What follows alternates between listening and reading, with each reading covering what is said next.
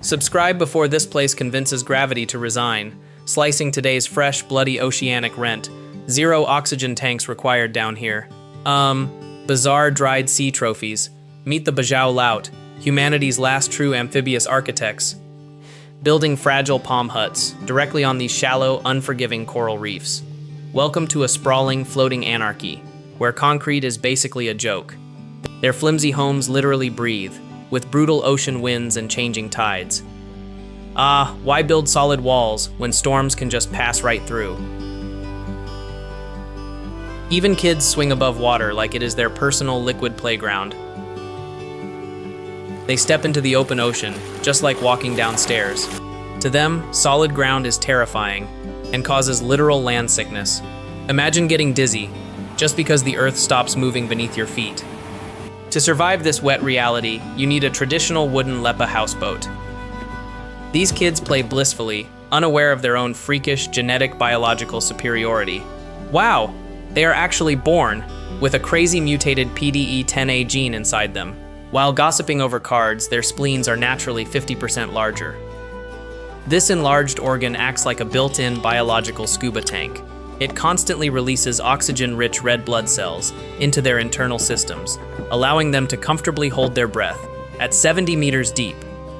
Meanwhile, they carve these massive wooden masterpieces without a single metal nail. Just raw, hollowed wood, natural tree bark, and bare, seasoned hands. An engineering marvel that completely mocks modern, heavy industrial shipbuilders. They use pure fire to bend this stiff wood perfectly into shape. This technique makes the hull elastic enough to survive massive twisting waves. A slim, traditional Vinta boat glides out smoothly toward the vast sea. But despite conquering the ocean for over 3,000 long years, they now face a ruthless storm, worse than any seasonal typhoon. The devastating, unavoidable cruelty of modern political borders. These absolute masters of the sea are now legally invisible ghosts. Lacking birth certificates, the government officially classifies them as completely stateless. They have no human rights, no hospitals, and face violent border patrols. These children swim in paradise, but are trapped in absolute political hell. Recently, authorities violently burned down hundreds of these fragile homes. Pure cruelty. Their ancient village was cleared to build a luxury ecotourism resort. A tragic, sick irony for a community that never once recognized borders. They are systematically being erased from their own ancestral, historical waters. Basic education happens in makeshift spaces without any solid, protective walls. They are slowly learning to hold a pencil instead of a spear gun. Still, they fiercely preserve their heritage with these traditional metallic fingernails, performing the elegant, mesmerizing eagle dance right on floating wooden decks. It is a graceful act of pure defiance against a rejecting world. Kids slide on wet planks, finding pure joy in the pouring rain. The Bajau Laut conquered the ocean, only to be defeated by paperwork. Dragging massive wooden ship frames directly into their fragile floating living rooms. Mocking modern engineering, they assemble the wooden outer hull completely backwards, parking a canoe right at the front door, like a watery driveway.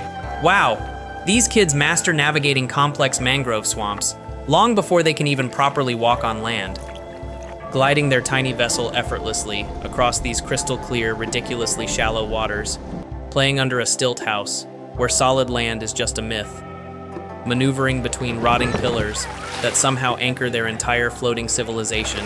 Hundreds of makeshift huts awkwardly hovering right above the stunning emerald sea, casting dramatic shadows across a submerged, sandy ocean floor. A surreal amphibious village, clinging desperately to a tiny, disappearing sandbank, effectively mocking the physical boundaries between dry land and the endless ocean, slicing fresh, bloody fish right in the middle of a cramped beach. Swift knife skills, tearing through raw flesh on dirty plastic tarps. Golden hour hitting completely dried, dangerously flammable palm leaf roofs. Rusty corrugated tin shacks standing defiantly against the backdrop of a mystical forest. Aerodynamic patchwork roofs, heavily anchored to survive brutal maritime weather. Looking straight down into a pure floating anarchy, a chaotic maze of boats and decaying wood. There is absolutely zero urban planning here, just a jagged labyrinth of wooden planks. An old woman washing clothes amidst a messy pile of fragile pillars. Oh wait, a young girl standing beside a dangerously balanced blue freshwater tank.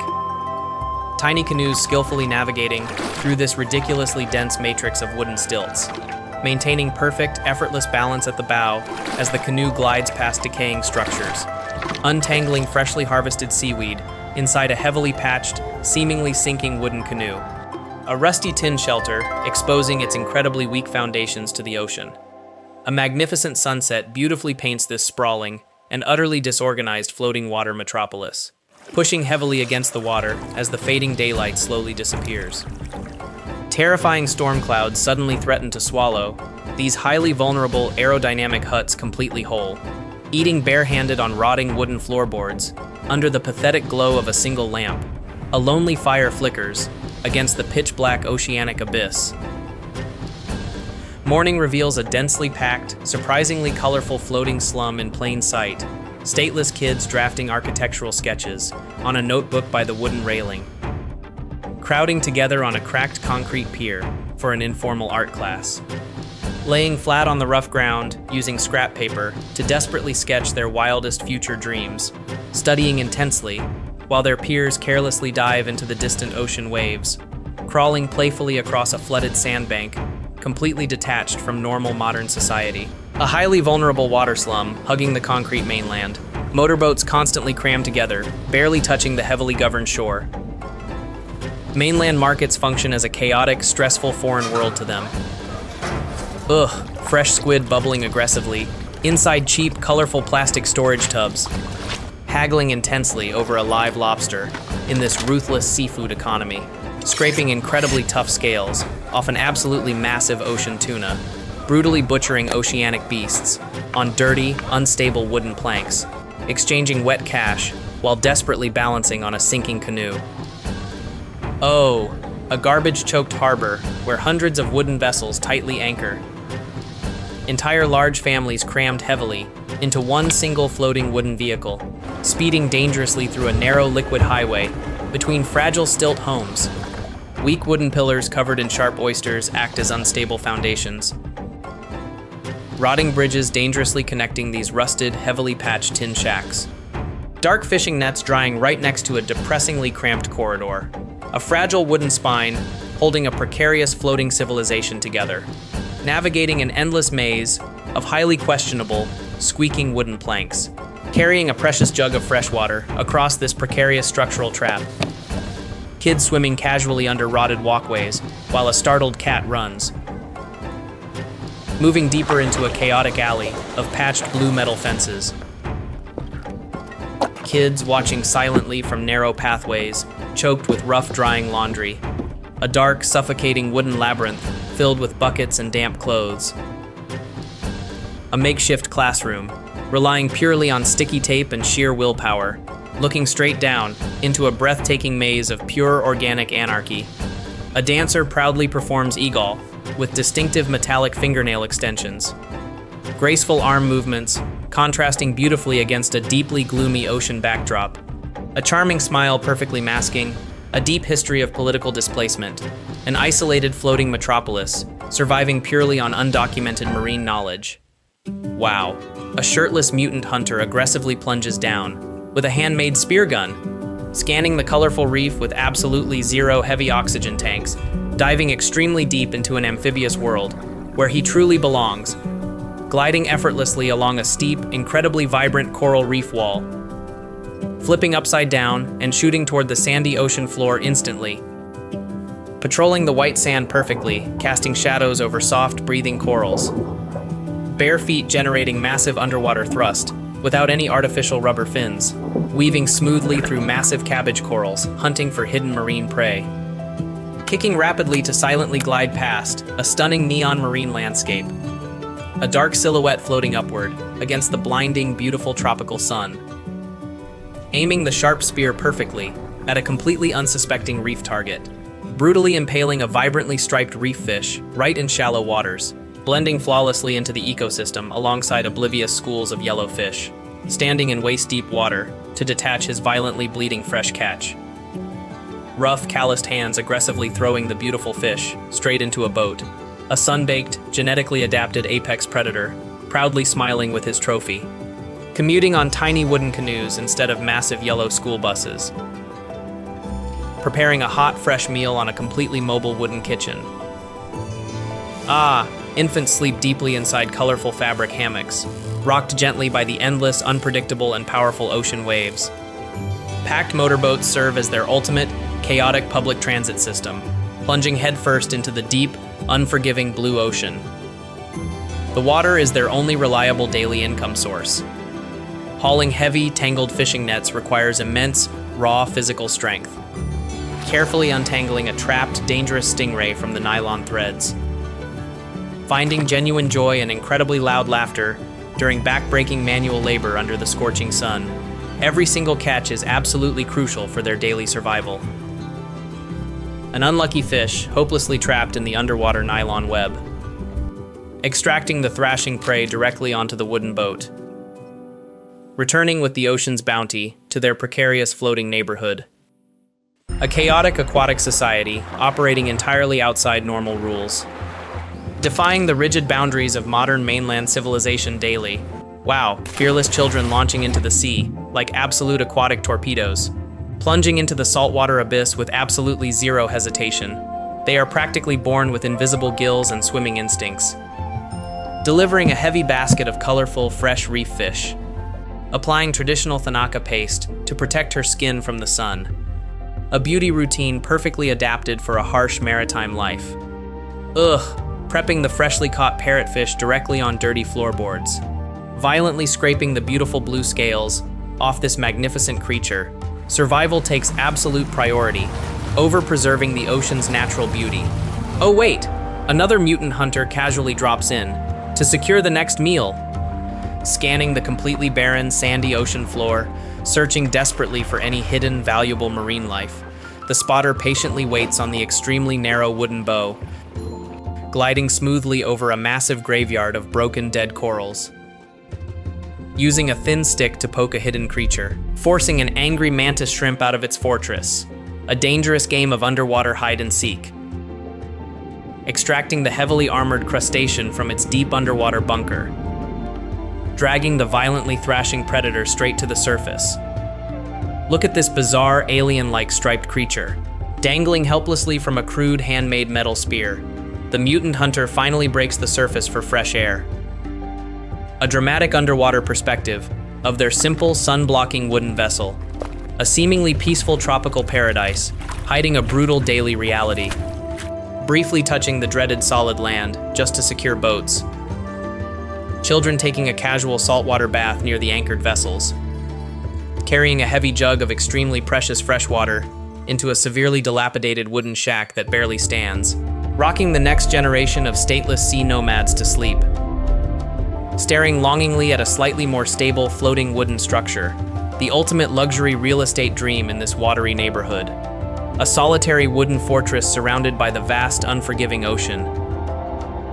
Celebrating a joyful family reunion on an unstable wooden deck, casually cooking with an open fire on highly flammable floors. Staring through the floorboards like it is a massive television. Watching the adults carefully secure the boats from the pier. Expensive live lobsters destined for wealthy tourists, not their plates. Pushing the heavy wooden boat forward with a long pole. Navigating exactly like a rugged, sun-baked tropical gondolier. A makeshift maritime towing service, operating on the open sea.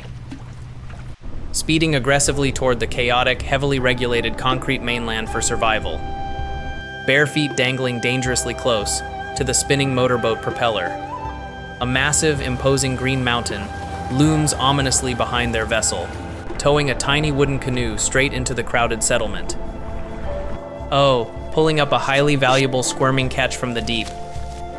4 people perfectly balancing a ridiculously narrow, unstable wooden canoe, sorting through piles of dried stingray cartilage on the floor. Buying essential daily supplies from a cramped, floating grocery store. Inspecting dried marine goods carefully on a severely worn floorboard.